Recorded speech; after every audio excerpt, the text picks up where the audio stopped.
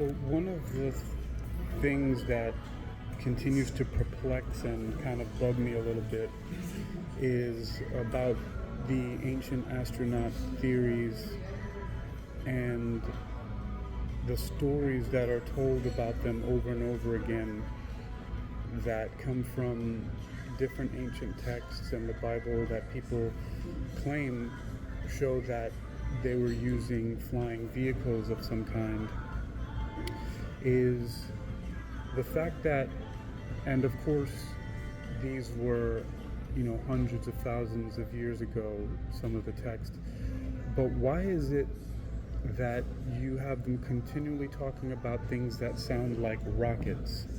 There's thundering, there's smoke, there's fire, there's the typical landing gear, and even when, of course, they're reproduced in drawings, for example, Eric von Daniken talks about how a NASA, someone who held a position at NASA somehow drew something from one of the books of the Bible, how many of these things resemble rockets of all kinds. And then, of course, you have the Vimanas and the things that look like ships, but they have very definite propulsion systems, meaning they're operating off of Newton's third law of motion. For every action, there's an equal and opposite reaction. Propulsion pushing exploding gases in one direction and pushing a vehicle another way, right? So out comes push forward, right? So that's interesting. It seems as if though these hundred thousands of years ago, these extraterrestrials that were called gods were at that time using rocket technology, rocket propulsion technology of some kind, which is, again, fine if we're talking about they were at that stage of technological development of rocket propulsion at that time. So, hundreds of thousands of years later, now we have rocket propulsion technology. And that's what people were seeing then, and then now the UFOs that people are seeing now are operating more from systems that seem to defy gravity, which I stated before, they're not anti-gravity and they're not propulsion systems, specifically in the electrogravitic systems as described in Paul A. LaViolette's Secrets of Anti-Gravity Propulsion, are electrogravitic systems which are using extremely high voltages through capacitors to create gravity wells to pull a vehicle forward, and gravity hills to simultaneously push the vehicle forward, and thereby creating a type of inertial dampening, and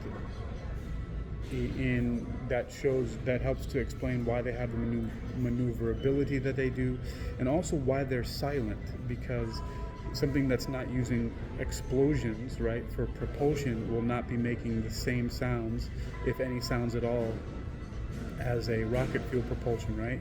Because they're much quieter, they're using electricity, so maybe there might be a buzzing or humming sound, but there are no explosive sounds of the propulsion systems that are using exploding fuels. But the problem here, the ancient astronaut propulsion mystery to me, is then how did they travel from different planets and different star systems with that type of technology? Of course, it did come to my mind that perhaps once they used the systems that they had to travel between different stars, which may have been something similar to electrogravitic propulsion systems, or they're not propulsion, anti-gravity, it's neither anti-gravity nor propulsion, but they're transportation systems, which could be electrogravitic in nature, that use these different movement technologies.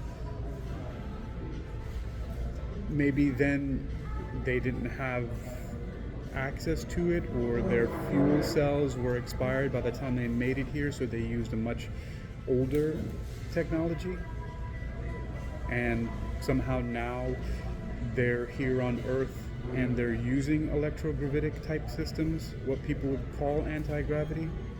I don't know, but that's a little bit of a mystery to me. Why is it back then were they using rockets and stuff like that on the planet while also being able to travel from different planets to this one?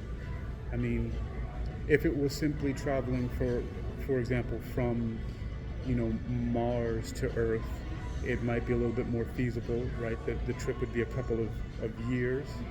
If it was from the moon to Earth, also not that long with rocket propulsion.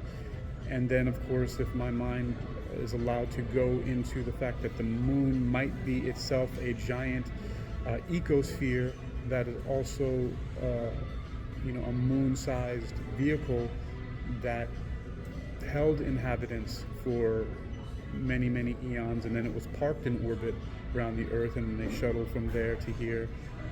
There's so many guesses that we can make about that. But again, the main mystery here is that it's pretty much indisputable and undeniable that the translations that we're getting and the accounts that we're hearing from these translations are of ships, flying vehicles being used.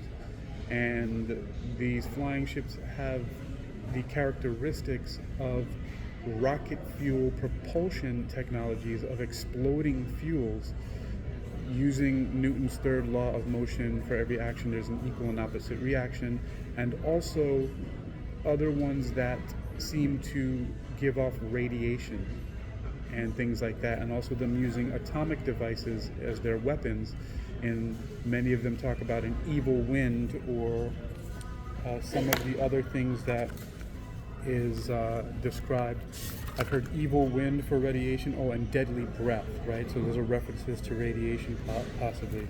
So if that's the case, then is it that they evolved over time and now they're using these different types of so-called anti-gravity propulsion systems that are not using rocket fuel propellants and using propulsion as we know it, equal and opposite reaction, and also overcoming the first law of motion, of inertia? An object at rest stays at rest, object in motion stay in motion unless acted upon an outside force. So that's a little bit of a mystery to me, and I think I need to be looking into it a little bit more, but it seems a little bit something that should be looked at. I haven't really heard that discussed much. What I do see a lot of is extensive, really over the top. What I've once heard something like this claimed to be there's an embarrassment of riches of evidence of rocket technology and flying vehicles being used at this time, but they are of the rocket form of propellants and propulsion as such, that make noise, that have fire, that are bright, that have landing gear and use the third law of motion. Every action has an opposite and equal reaction and all that, and also gives off radiation and radiation poisoning and sickness that's called evil winds and deadly breath and all that stuff like that. So that's established, and now we have them that are using electrogravitic systems of movement and transportation that don't seem to make noise, and so on and so forth. But it's kind of paradoxical and mysterious to me, because they also, in some of these texts, refer to the ability to be able to cloak their devices and invisibility, and some of the things that you think would go along with these magneto-electric systems. So there's a little bit of things to be explored there, and that's what I am. One of the things that I'm looking at now is to solve that mystery. Why, if they're moving from one star to the next, are they, when on Earth, using explosive propulsion systems? I mean, one way could be, another thing that just came to mind was a shock and awe, right? Instead of using silent and invisible things, using rocket propulsion and different nuclear-based atomic radiation types of technologies, are for shock and awe or weapons, and who knows. But therein is a little bit of a mystery, and it needs to be looked into a little bit more.